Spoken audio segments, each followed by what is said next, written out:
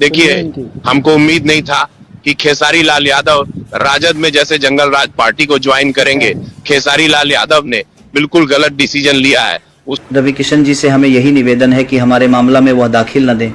हमें कहाँ ज्वाइन करना है कहाँ नहीं हमको खुद पता है। रवि किशन जी को हमें बताने की जरूरत नहीं कि हम राजद जो सदियों से गरीब पिछड़े लोगों का साथ देते आ रही है उसके साथ हम क्यों आए, और ये लोग हमें समझा रहे हैं कि कहाँ जाना है और कहाँ नहीं। भाई तुम सब अपना काम पर ध्यान दो, ठीक है। हम जाति की राजनीति करने नहीं आए हैं, जो कर रहे हैं हमको सब पता है, बाकी हमको समझाने की जरूरत नहीं है। इसके बाद हमारे बारे में एक शब्द भी बोलिएगा तो बहुत बुरा होगा।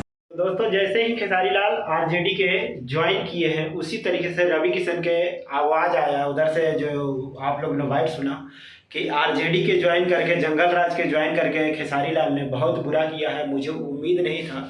तो इस पर पलटवार करते हुए खेसारी लाल ने बोला है कि मुझे रवि किशन जी से कोई अनुमति लेने की ज़रूरत नहीं है, मुझे वो सिखाए नहीं कि मुझे कौन सा पार्टी के ज्वाइन करना है और जंगल राज कौन है। अगर जो जंगल राज है, उन्होंने ये भी कहा कि जंगल राज था, तो अभी से तकरीबन 15-20 साल से सरकार भारतीय जनता पार्टी और नीतीश कुमार के बिहार में रही है, तो उन्होंने क्या क्या बदल लिया। और सही बात है, बिहार वालों को अगर जो बाहर में जाके कमाना पड़ता है, बाहर में जाके नौकरी देना पड़ता है, तो बिहार में अगर जो नौकरी दे दे तो फिर जंगल राज कह रहे हो, तो जंगल राज का तकरीबन 20 साल से तुम लोग सरकार चला रहे हो, तो तुम लोग उखाड़ रहे हो। क्या कर रहे हो बिहार वालों के लिए?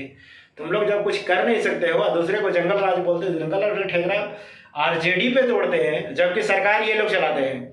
आप लोग से मैं राय लेना चाहता हूं दोस्तों, इस बार तेजस्वी के आप लोग साथ दीजिए ना दीजिए, लेकिन इन लोग के ना जरूर सबक सिखाइए। बेशक निर्दलीय को जिता दीजिए, लेकिन इन लोग ना झोला छाप जितना भी है, क्योंकि नचनिया कुदनिया जितना भी है ये लोग बिहार में जीत तो लागा, लेकिन कोई काम करने वाला नहीं है।